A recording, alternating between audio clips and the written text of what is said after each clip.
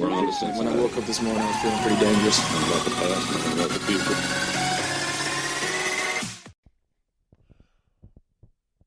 Welcome back to Draftvice. I am Walter, and today we are talking about the AFC South. Yes, the South. Yes, the Titans, the Jaguars, the Colts, and the Texans. And yes, the Indianapolis Colts, not the Colts, not the Nixium Colt. No, the Colts. Yes. So today we are talking about. We'll kick it off right off at the top.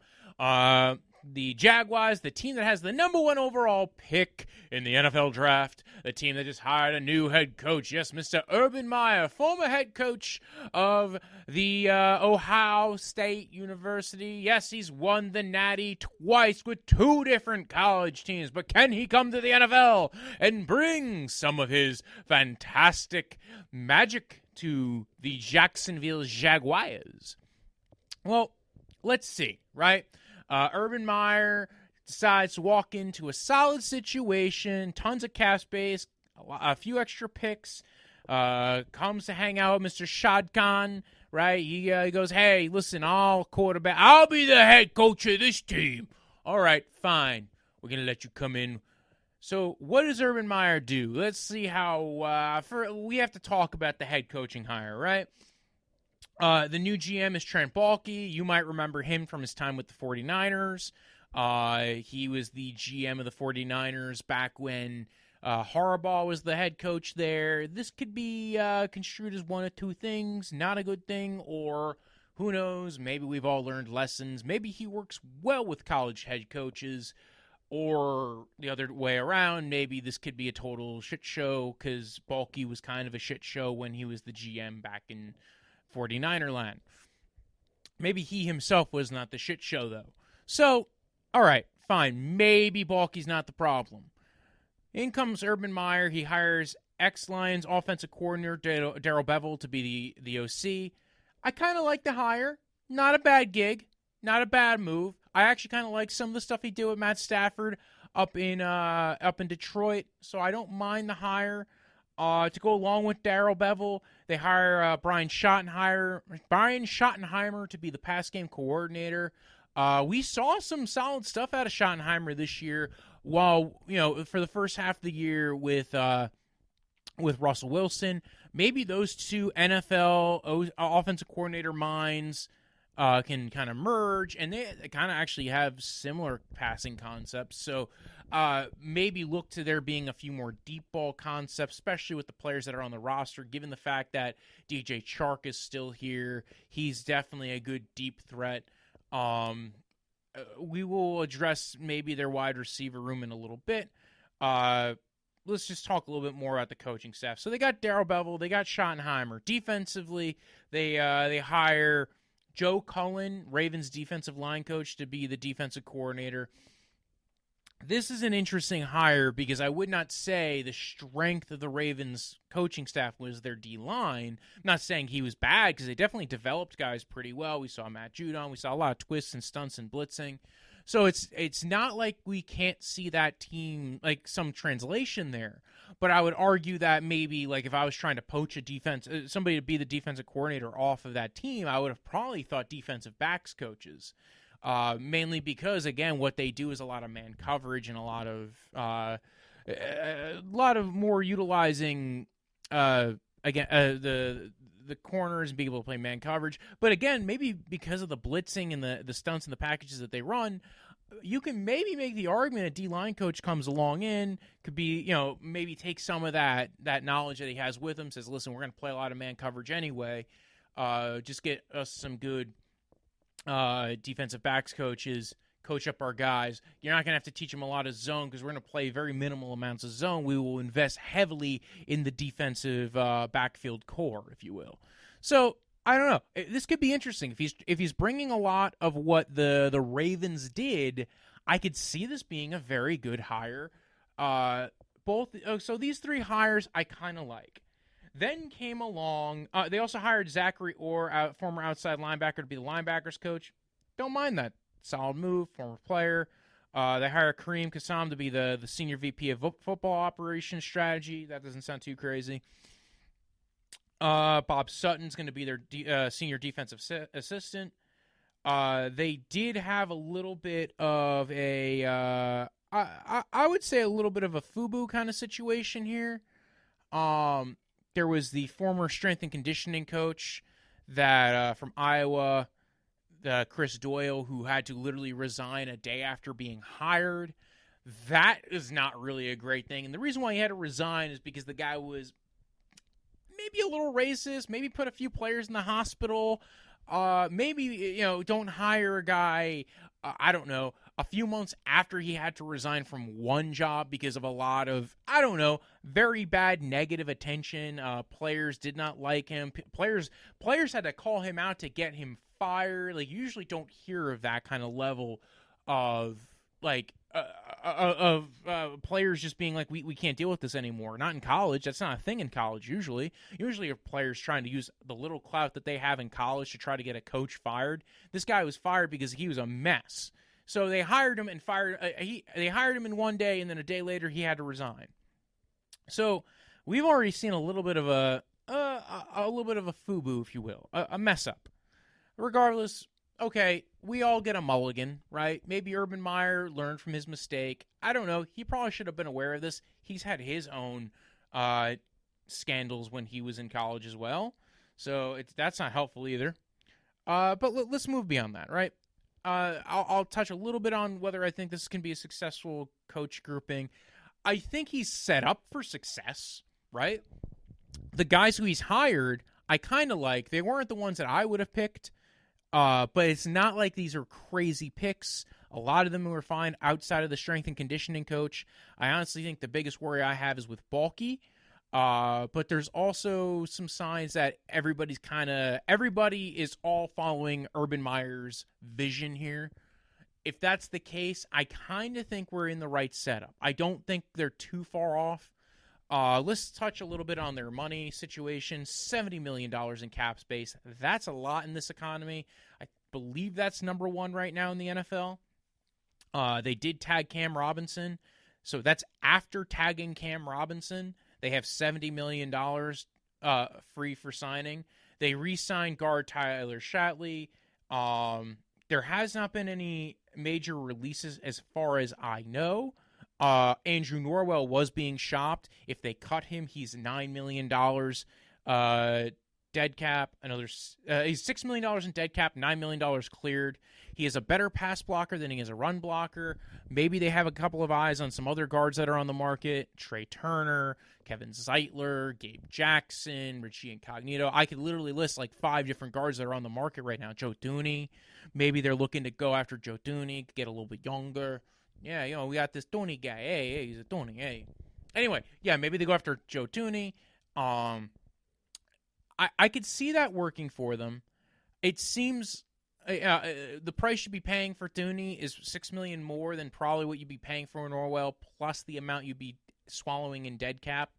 So I feel like that's a weird way to build your roster, is to cut one guard to go after another. The only way I could see them cutting Norwell is if they think that they're getting another guy to come in to play guard. That would be an upgrade. I don't know necessarily how I feel about that. They have a bunch of free agents, right? No, nobody big named, right? DJ Hayden's played really well for them at slot corner over the years. He's walking away.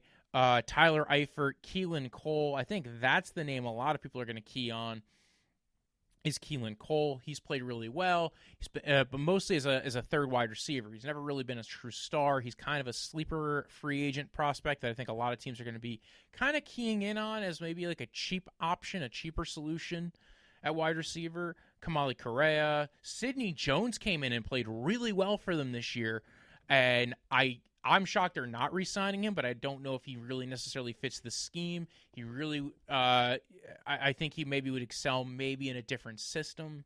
Was actually really was really a ball production magnet in college. Towards Achilles, went to the Eagles, never really found his way with the Eagles. D.D. Westbrook's a free agent. He's been a guy that's been up and down too. He's a little bit more of slot receiver, has a decent amount of deep speed, has some off-the-field issues, so you might not see him land with too many teams. Although his off-the-field issues are now a few years in the past. That's why he fell in the draft to the, I think, like 4th or 5th round. He had some domestic issues, not imported, potentially. So, again, I think that might be, he's kind of on the outs there. He was a very solid receiver for like his first season or so, but it's never really clicked. The quarterback carousel there really didn't help either. And then Josh Jones, safety. Again, another guy who I think some team is going to go after to kind of fill out their safety room. Free agent fits. I mean, this team has been tagged as the number one free agent target in free agency because they have money. They have money to spend. Now, should they spend all of it? No, I think they should capitalize on having the money, being the number one leader in the market, to having the number one overall pick, having a second first-round pick, having the excess draft capital that they do, capitalizing on that as well as capitalizing on maybe some free agent targets that they can go after. The number one that I have on my list is actually a quarterback, and it's Alex Smith. He's familiar with Urban Meyer. I'm sure Urban Meyer would trust and respect him. He can kind of be like a player's coach in the room because you're going to probably have your rookie quarterback starting right away. Who's the rookie quarterback? Probably 99% sure it's Trevor Lawrence. I believe the odds are like 10,000 to 1 that it's Trevor Lawrence, so it's Trevor Lawrence. I think that Alex Smith would be a good backup quarterback for that room. He gets to go ahead and maybe help in developing a starter. He can make some spot starts along the way if they needed him to. He could even start the year, bring the young rookie along. I think that would be the smart move on Jacksonville's part. Alex doesn't really have to worry about really having to be the true starter. He's had some health issues over the years. So I think that would be a brilliant move. I mentioned before, if they're shopping Norwell, they're probably looking at one of the guards in the market. That, or they are potentially going to trade for somebody or draft somebody relatively high. There are a lot of solid guard prospects in this market. I mentioned before, they actually recently extended a guard, which I believe is McCann. So I could see them going guard. Wide receiver, there was a talk about Allen Robinson going back to Jacksonville, the team that drafted him and let him go away to the Bears. He was tagged. I don't know if he's going to – I think he might cause – I've mentioned this multiple times. I could see him holding out, not signing the tag, creating a little bit of a ruckus, not letting them tag and trade him. By the way, when you tag a player, you have to have that money allocated for that player. So again, $18 million is a lot of money to not be able to use in this market.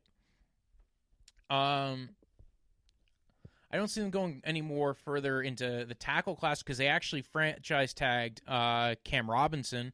So I think they might draft somebody at tackle. I do not see them signing a free agent tackle. There weren't really a lot of options, to be honest, especially, right tackle. Darrell Williams got re-signed by the Bills. There's a couple of tackles out there. Kelvin Beacham's a free agent. If you want to, knock on that door for, the late stage Kelvin Beacham. Alejandro Villanueva, he's kind of degraded over the years as well. So it really does feel like they're losing a little. There's not a lot of options out there in free agency to go after tackle. So to them, spending less than $14 million to keep Cam Robinson, maybe you could develop him a little bit more, see where if he can get a little bit better. And if not, well, you take a flyer in the draft and see what you can get out of all your players altogether. That would also make, like, again, I've mentioned this before. Tyler Shatley was the guard they re-signed. With getting rid of Norwell, that would make it harder to develop some new tackle talent, right? Because you're losing your guard. That offensive line always felt like it should have been a bit better than it ended up playing. Especially because you had Cam Robinson, who at least came out of Alabama looking like he would be at least minimally a good run blocker and potentially a solid pass blocker as well. And he looked good in the beginning. So Could they go after some guys in free agency? I wouldn't go after Willie. Corner-wise, maybe, sure. You could fill out your corner room, especially if you're going to be a blitz-heavy defense. That's probably what you're looking to do. The top-end corners in this free agent market, though, are William Jackson III, who is going to be expensive and old. By the time this team is really in the zone for, competing, you'd have already spent the money on William Jackson III, and then you're probably not getting the real production out of him past the next year or two. They could go ahead and try and bring back A.J. Boye in free agency. Sounds like he wanted out of there anyway.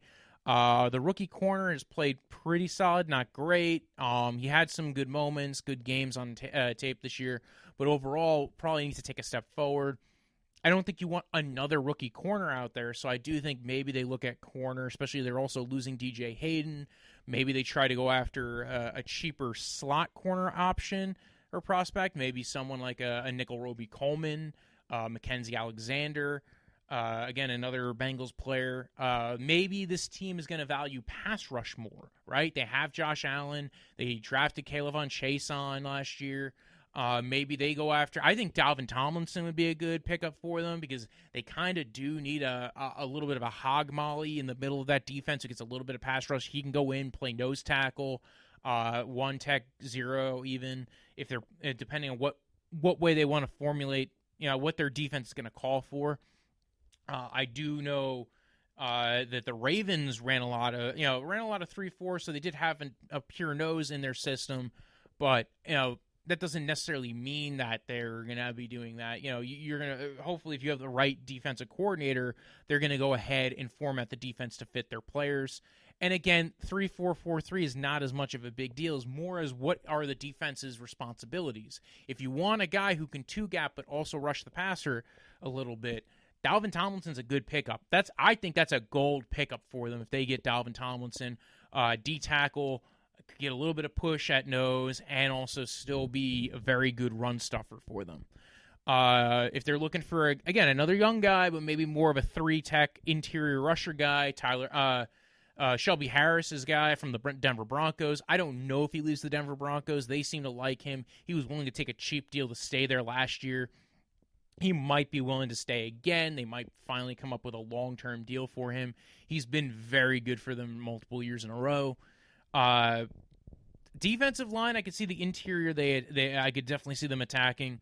If they're looking for a little bit older guys, I think they should stay away from the older guys, right? Older guys in free agency for this team are probably not the best situation for them, because again, you're dealing with the issues of, well, what happens when this team's finally all ready to go? Are we, and I don't think they should spend the whole kit and caboodle this year. That totally makes sense. This would be a good team to go after Kenny Golladay. You'd have Kenny Golladay, DJ Chark. You'd have guys. You'd have them being able to really scare defenses because you'd have two really good receivers for your rookie quarterback to throw to deep down the field. If they're looking to get a little bit of speed, Will Fuller probably constantly getting mentioned. Curtis Samuel's a guy who, again, younger, has started developing as a wide receiver. Again, another speed guy. You'd be adding a lot of speed to that offense between DJ Chark and Curtis Samuel, or Kenny Golladay, who's, again, another, not a speed guy, but definitely has a decent amount of long speed, but could also become a really big disaster to have to deal with. I didn't mention this in other shows before, but Cam Hayward recently got released of the Chargers. He might be a scheme fit and be a good 1-2 to their defense. Jason Verrett, another former Charger who's potentially leaving the 49ers. I've mentioned him a couple of times on some shows. He's another guy. If they're looking to play a lot of man coverage, he's a little bit older. Both these guys are a little bit older, but they might be better scheme fits to help bring along what Jacksonville might want to do on the back end, especially with all that money. These guys are probably not going to be eating up all that cap space. They are a little bit older, but it allow you also to bring along a couple of younger defensive players. They might want to look at safety. Josh Johnson III out of the LA Rams. He might be a solid fit for safety. They do probably need to look at that. I know they traded away Ronnie Harrison last year. Like I said before, they're losing Josh Jones. Maybe they look. There's not really anybody leaving the Baltimore Ravens that I could see them maybe trying to poach. Kenny Vaccaro got released by the Titans. We'll talk about him in a little bit. Maybe that's somebody they go after in free agency. I do see them going after safety in free agency. Safety market got a little bit depressed when multiple safeties got hit with the franchise tag in Simmons and in Marcus May and in Marcus Williams. Guys, Sheldon Rankins, a guy who could play 3-tech, come in. And because, again, I think the interior of their defensive line needs a lot more work than the edge rushers. Although, again, it's not like Caleb on Chason lit up the world. Josh Allen's played really well in moments. So maybe they get the most out of those two guys. I think they got to look at potentially bulking up on the interior. That would be my target rate as far as what to do, as well as safety. Maybe get, like I said before, a couple of guys who could play man coverage on the corners, because I believe that is what I think they will do, is they will try to utilize man coverage, corners, and blitzing.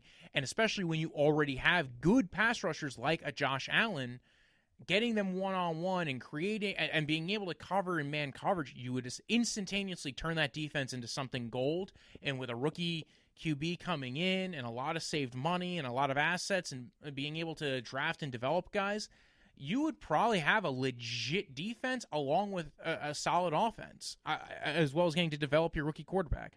I think that would probably be the best way to go for the Jacksonville Jaguars.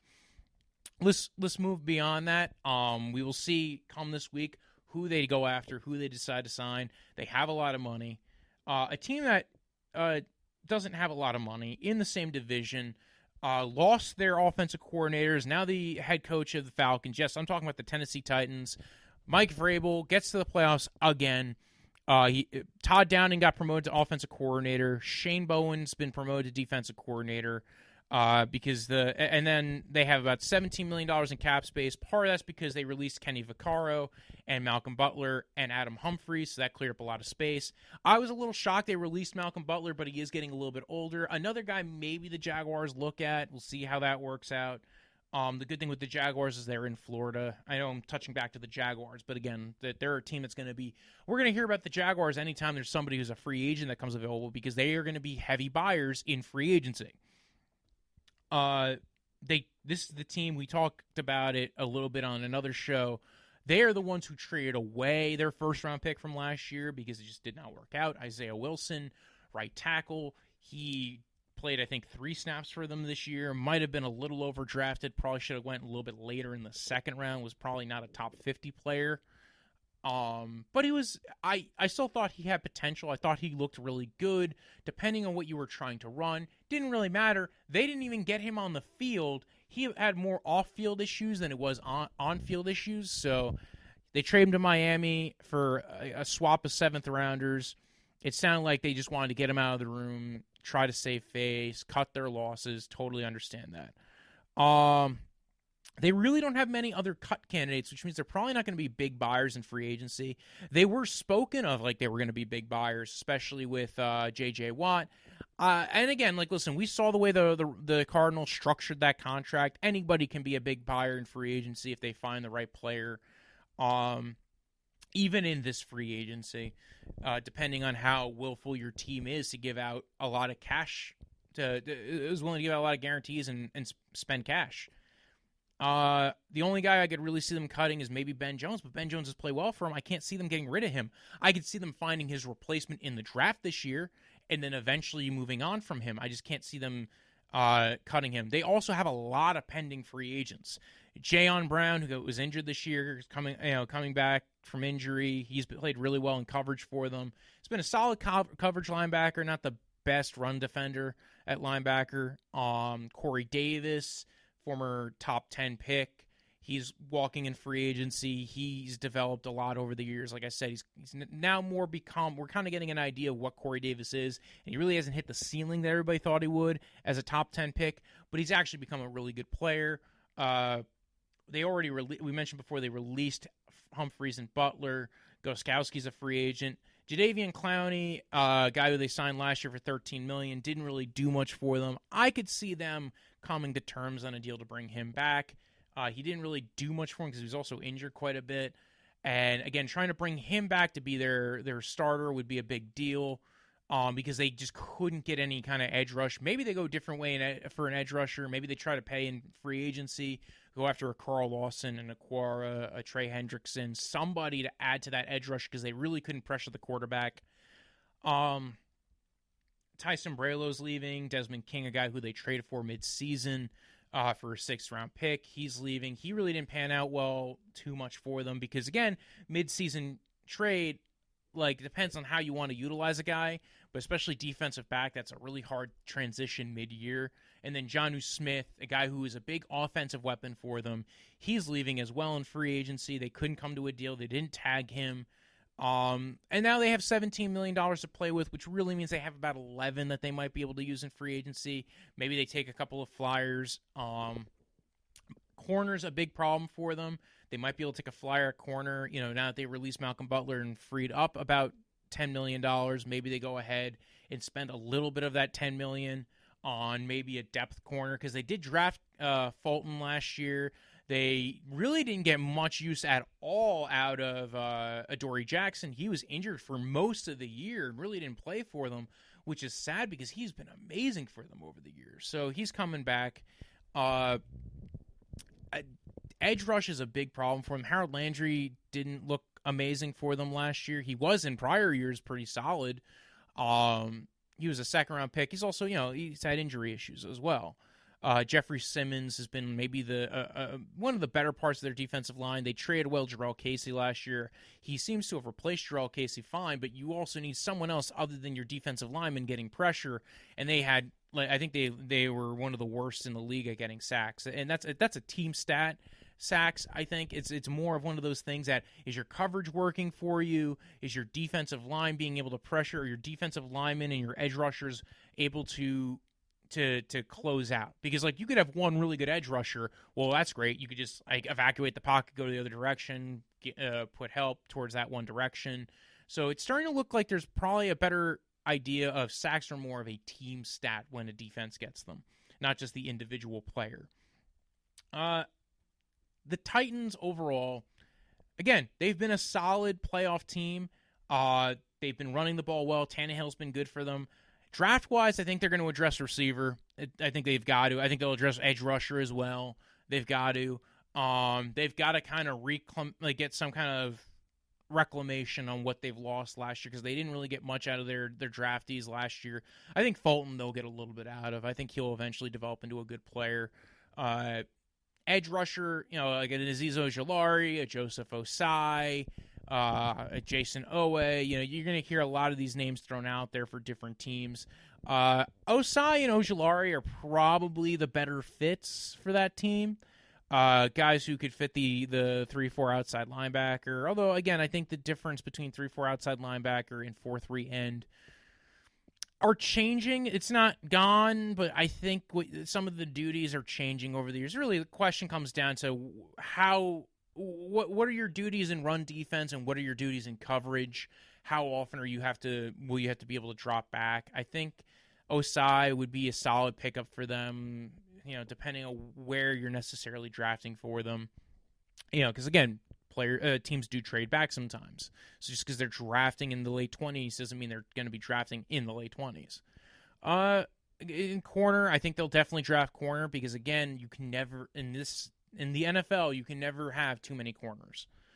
We'll move beyond the Titans. There's not much else to say. Offensively, they just need to get receivers. I think that's another thing. Again, even they might even want to look at tight end, Pat Freiermuth. If they're looking for a guy to literally replace Jonnu Smith, Brevin Jordan looks a lot like Jonnu Smith on film. Hunter Long is a guy who kind of looks a little bit more like a Hooper kind of player, like a bit more Gary Barnage, lumbering kind of white dude that's going to be, I'm going to catch the ball and I'm going to run.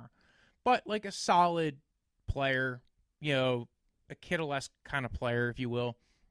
I don't know how, it's kind of hard sometimes in college to gauge how truly athletic. Hunter Long was utilized a lot. It just kind of reminds me a lot of Austin Hooper. Let's go to the Colts, right? Not the Colts. The Colts This isn't Nixon. This is Indianapolis, right? $48 million. We have to talk about it. Carson Wentz trade there for a third-round pick this year, a second-round pick that could become a first-round pick next year if he plays at least 70% of snaps. That's very likely. So essentially they trade a future first-round pick for Carson Wentz unless they bench him mid-year and he just doesn't play enough snaps. They could free up another $9 to $10 million in Kenny Moore and Jack Doyle. I think they like Kenny Moore, so I think they'll keep him. Jack Doyle, I could see them cutting because Jack Doyle's an okay player, solid, but not the greatest. Depends on what they do at tight end. They've often been mentioned as a team potentially trading for Zach Ertz, as well as when they were trading for Carson Wentz. They lose Phillip Rivers. They get Carson Wentz. There are some free agents that are leaving. T.Y. Hilton, Jacoby Brissett, Xavier Rhodes, Marlon Mack. Marlon Mack's coming off the Achilles injury. Jacoby Brissett's been a solid backup for them. They even tried him as the starter. It didn't really work. T.Y. Hilton feels like the stalwart that's been there the whole time. Was there since Andrew Luck was drafted. Now he's potentially going to be walking in free agency. Feels like he is the identity of that team, and now that he's going to be gone, I'm going to be very sad for the Colts. Maybe he'll go somewhere where he actually can, go win a ring since, Andrew Luck left. He would be a good fit if they brought him back for Carson Wentz. He's very good at getting separation. I mean, at the end of the year, he came back on really strong. At the beginning of the year, he had kind of a slow start, but at the end, it feels like the same thing would happen at least the first year back with the Colts. So, I don't know. Maybe he goes to a team where he's more of a reserve kind of guy, a third wide receiver. TJ Carey, 1-year deal, came in, played really well for them. Same thing with Xavier Rhodes, came in on a 1-year deal, played really well. Malik Hooker, former first-round pick, he's gone. Didn't really seem like they wanted him back. They didn't pick up his fifth-year option. He's had a lot of injury issues. Really hasn't fit the defense. Danico Autry has been a role player for them. Justin Houston was a free agent fine that was cheap, and they extended him, and now he's back onto being a free agent again.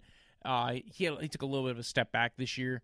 So they're losing a lot of guys, but they seem to always kind of fluctuate and bring in some new talent, and they draft solidly. Blackman played really well for them last year. They traded for DeForest Buckner. He's played really well for them, been a very important piece on that defense.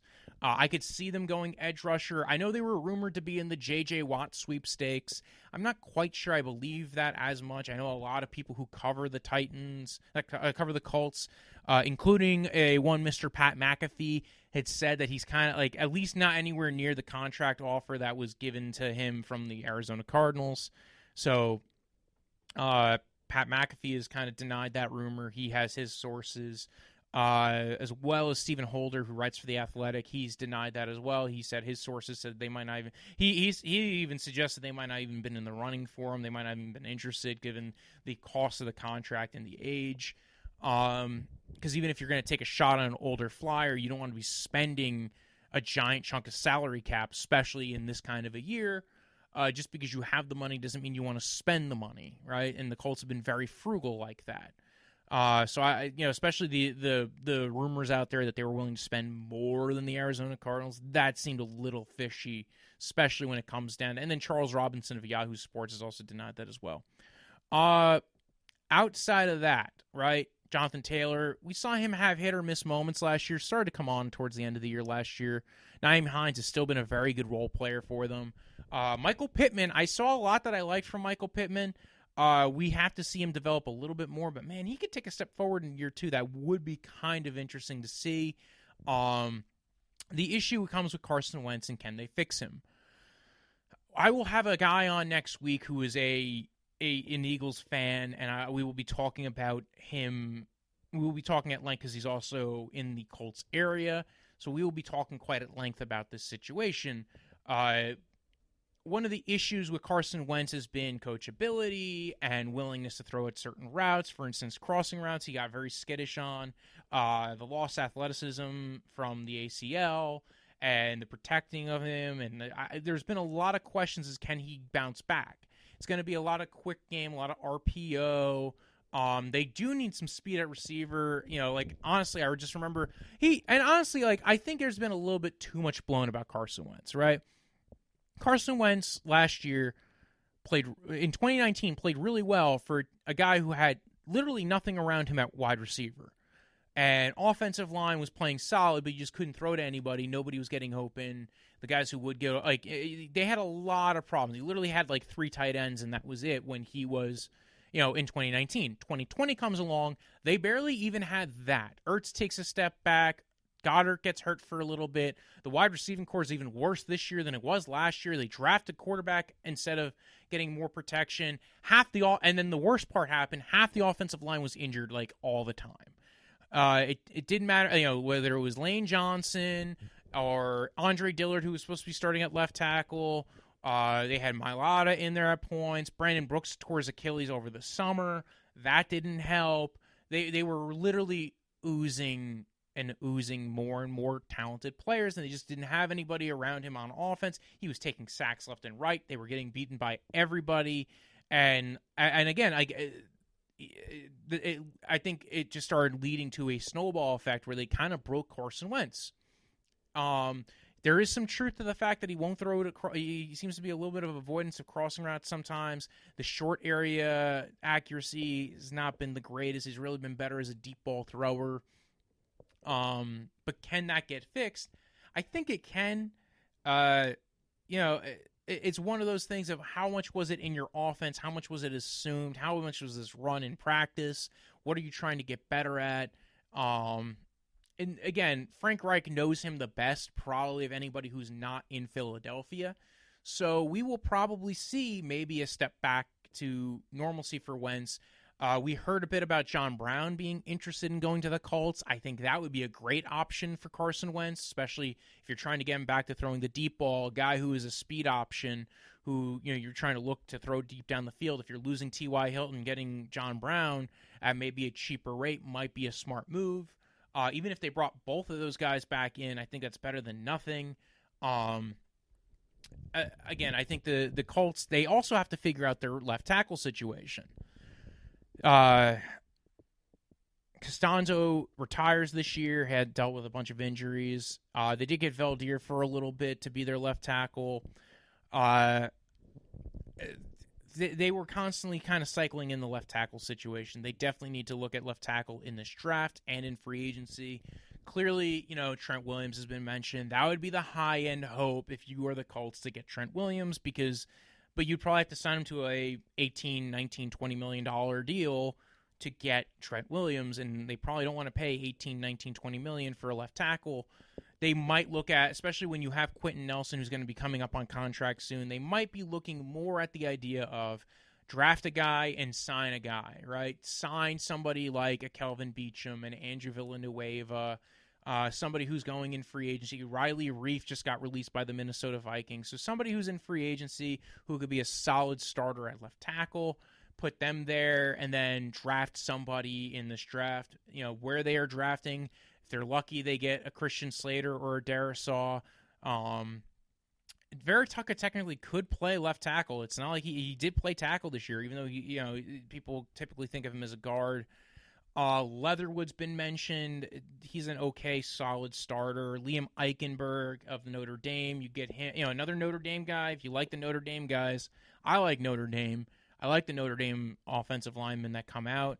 Get another Notre Dame guy. Liam Eichenberg gets to hang out with Quentin Nelson and gets to say, oh, we got more Notre Dame guys here. So that could be a method of fixing the left tackle position.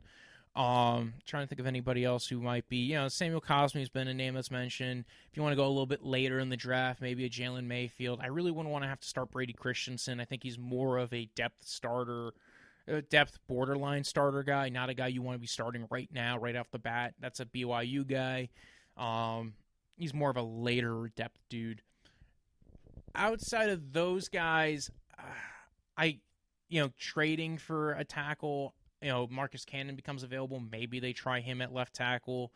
But outside, I really think the best move for them would be to sign Riley Reif in free agency and then draft a guy in the first round. Go for it. Try to build out your roster, draft wide receivers and a tackle, and and just try to build out depth, and then like third round address corner, edge rusher, things like that. Because I think you really have to see if you have something in Carson Wentz or not. And they've been able to get by with solid play at edge. They'll be able to attack edge rusher in free agency. Maybe go for a Romeo Okwara. Some think will be a little bit of a cheaper option than Carl Lawson or Trey Hendrickson. I wouldn't be overly eager to go after the Bud Duprees and Matt Judons of the world, but that's just me. Couple of other options outside of that. Corner, like they've had guys that they brought in. Maybe they look at Shaq Griffin. They don't really seem to want to spend a lot at corner. They seem to want to draft big, long, tall guys. So maybe they look at Ifeatu Melifonwu out of Syracuse. Trio Williams, again, another tall guy out of Syracuse, played mostly slot and all over the place. They might look at safety again because I feel like in this day and age, you can never have too many safeties. Darius Leonard's played really well for them. Okariki's looking like a solid draft pick at a guy who they got in the third round a few years ago. I don't see them re-signing Hooker. The guys who I think they could be most likely to re-sign, Xavier Rhodes. I could see them going after Dietrich Wise, who's a Patriots guy. Maybe grab him in free agency. Justin Houston depends on the cost of the contract. I think they'd be okay with bringing him back. I don't think they'd be super happy. Because he definitely took a little bit of a step back. If D Ford became available, I could see the connection between Ballard and all that. So that might be another dude that they go after. And in the draft, like I said multiple times on this show, there's a lot of interesting guys in the draft for edge rusher. If they're not going edge rusher early, if they're not going tackle early, in the first 2 rounds, there's going to probably be somebody there who could take for edge rusher. Outside of that, I mean, it's going to be an interesting free agency for the Colts, because I do think this is one of those free agency classes that will matter for them, and they can take advantage of the depth of this free agency class and being buyers in it. The last team, the trash team, the shit show team, if you will, the Houston Texans, potentially losing their quarterback, their franchise quarterback, because they decided it's better to be run by a preacher than by somebody who might know how to actually run a football team. They signed David Culley to be the head coach. Pep Hamilton's going to be there as a QB coach. I actually don't mind that maneuver a little bit. I don't hate what the Texans are doing. I just don't believe that it's going to be successful. Nick Caserio is the new GM, formerly of the Patriots. They released J.J. Watt. They released Nick Martin. They released Duke Johnson. That cleared up a bunch of cap space. They restructured Brandon Cooks and David Johnson. That cleared up some more cap space. And what do? They signed Vernon Hargraves, Mark Ingram, Christian Kirksey. Mark Ingram's the one that's kind of confusing, because basically all the money they saved on the restructure of David Johnson, they basically spent on Mark Ingram. So now they have 2 aging running backs who are not playing as well as they used to play. Could have just kept Duke Johnson at that rate, probably. Brandon Cooks, I kind of like the idea of restructuring him, keeping him there cheaper. He was a $12 million cap hit. I think they got $6 million off of his deal. That's not bad, considering he's a very talented receiver, to want to stay and want to be there and not want to get traded. He did mention he didn't want to get traded again. So to be willing to work on his contract that much and stay, I think that's a good sign. That's the first good sign I've seen come out of the Texans, though, this offseason. They let J.J. Watt go. We talked about the rat race for J.J. Watt. I did mention previously on a short video on one of the Draftvice minutes that I thought they probably, given the price that he ended up signing for or was going to possibly sign for, maybe they could have worked out a deal with another team where they could have ate some of his non-guaranteed salary as a signing bonus or as a roster bonus, and then trade him to another team. So, for instance, eating $7 million and trading to a team that would give them a third-round pick, they'd pay him. The new team would pay him a $10 million salary. They'd eat $7 million of his salary with the Texans, and then they'd be getting a third-round pick in return. That seemed like a very fungible option. They didn't do that. They still have a few guys they could release. A couple of the linebackers there.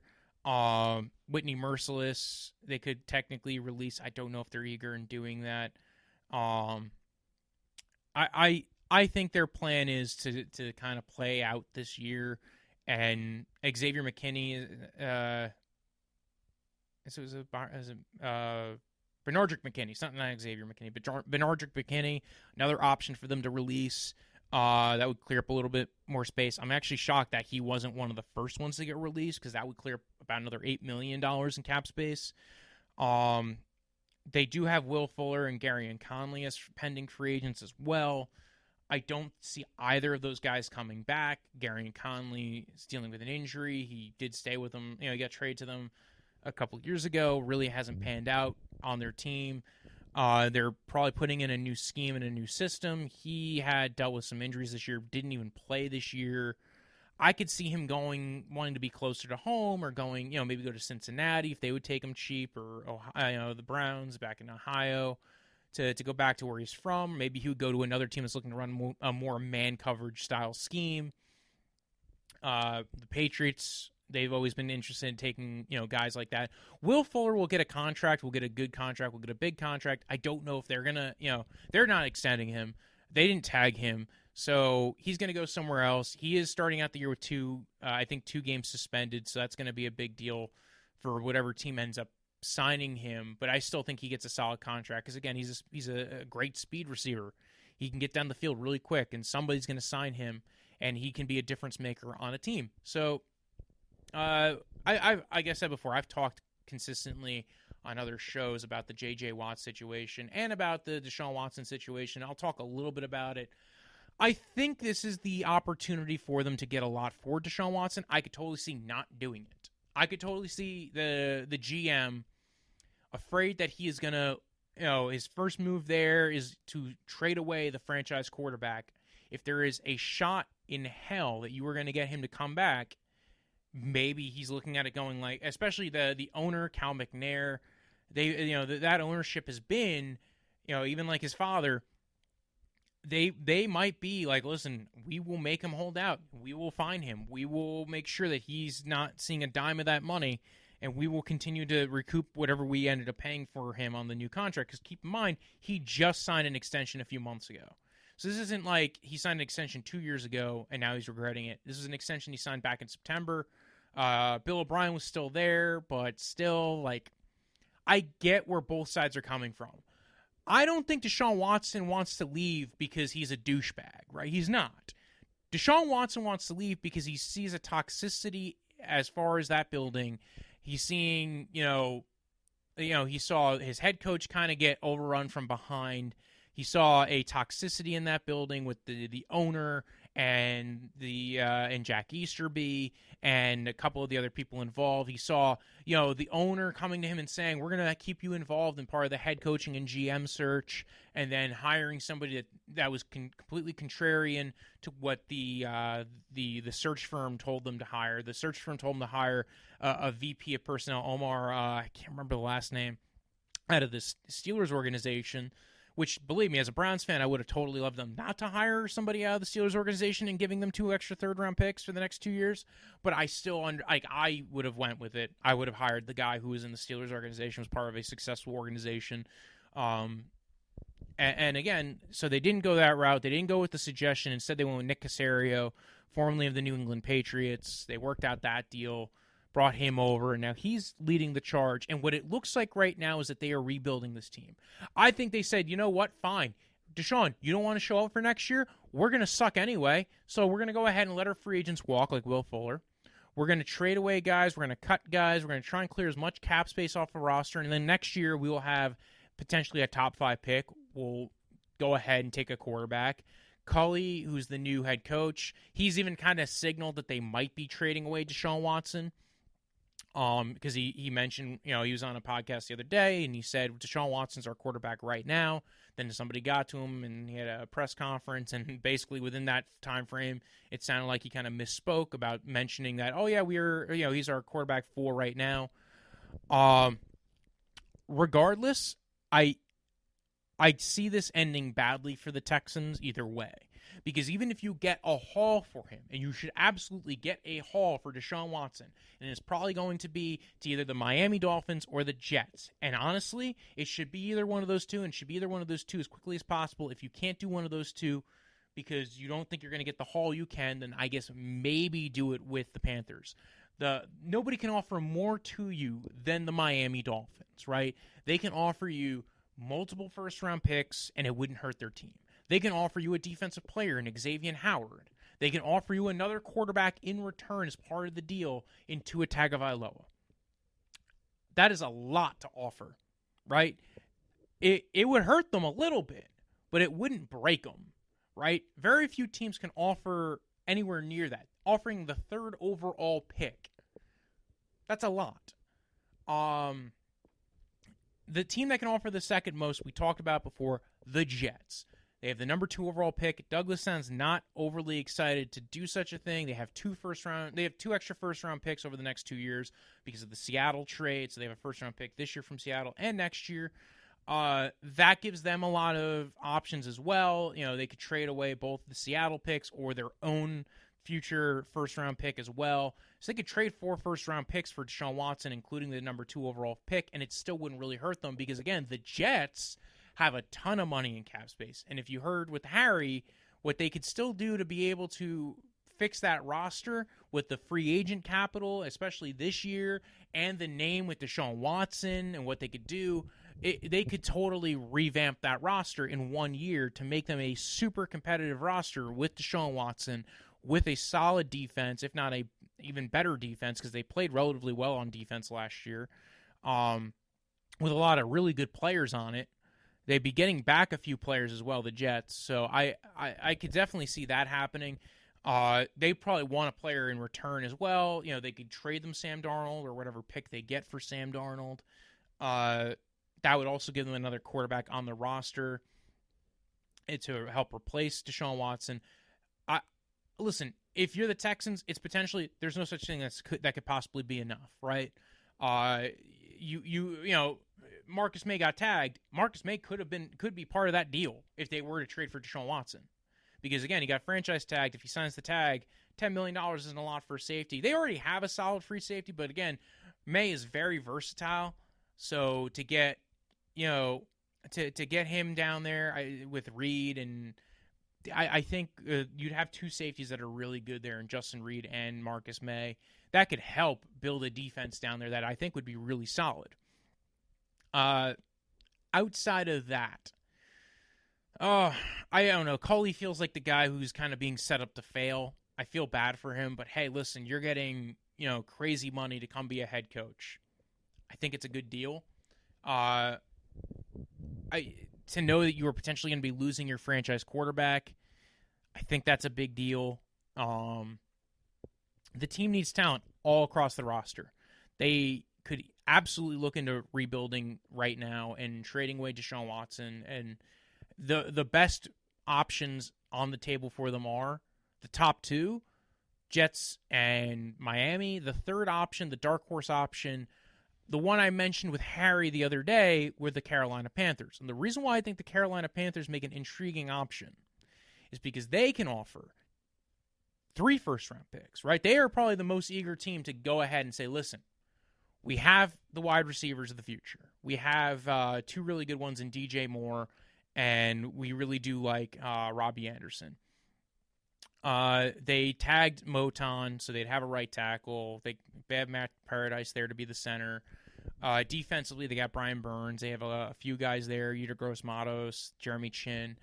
They could offer 3 first-round picks and a couple of second-round picks and Teddy Bridgewater and Christian McCaffrey and maybe even Jeremy Chin, and it still probably would not hurt them too much. It would hurt. It absolutely wouldn't be tasty. But you'd be able to get multiple firsts and multiple seconds, and the key thing for the Texans is 2 years from now. Not just next year, but 2 years from now.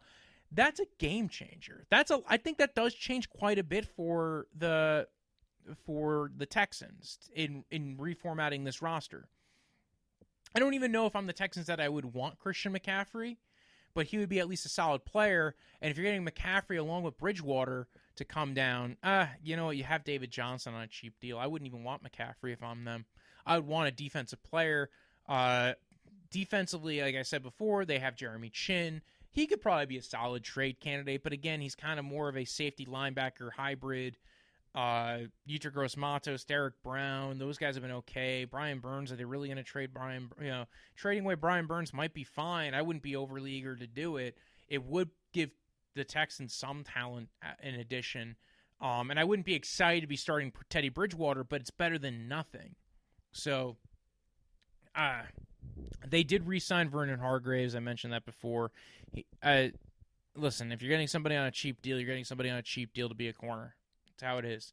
They do have Bradley Roby. He's played pretty well for them. He's pretty much the only defensive back that's played well for them in this time frame. So keeping him, I actually thought he was a potential cut candidate at one point. Overall, this roster probably needs a little bit more revamping, and I could see them clearing out more space. I was a little shocked they cut Nick Martin, but at this point, it got them more space. And that's kind of the deal. I think they are in rebuild mode. They are going to try and find every which way. If you look at the guys, they're already signing guys who have been cut candidates. Mark Ingram, Kirksey, guys who are not going to count against the pick formula because they're going to probably get a first-round pick. They're probably going to get a third or a fourth-round pick for Will Fuller's contract. So, the Texans are a mess. Is there a way to fix the mess? Sure, absolutely. Can they get Deshaun Watson back? Maybe. Maybe after finding him a couple of times, he comes back. Maybe when he sees the plan, maybe after sitting out a year, he comes back and says, fine, I want to play football. I don't think this game of chicken could end well any which way it goes. I get it from the point of the goose. I get it from the point of the fox. I wouldn't want the guy who I just paid a giant extension to be walking and having to trade him away. And I'd be demanding that he goes ahead and try to give me back a signing bonus at some point and maybe pay me back, and then maybe I'd find it more palatable to trade him, right? On the other end, I could totally see the point of view from Deshaun Watson. I am tired of seeing this team horribly mismanaged. I don't even think necessarily it's the players. It's just how it's all been handled and how it's been handled for years and how this ownership has handled this team. So believe me, I totally get it from both sides. I feel bad for the fans of the team because it feels like it's really been a huge setback for them. At the end of the day, you can only make the moves that are in front of you.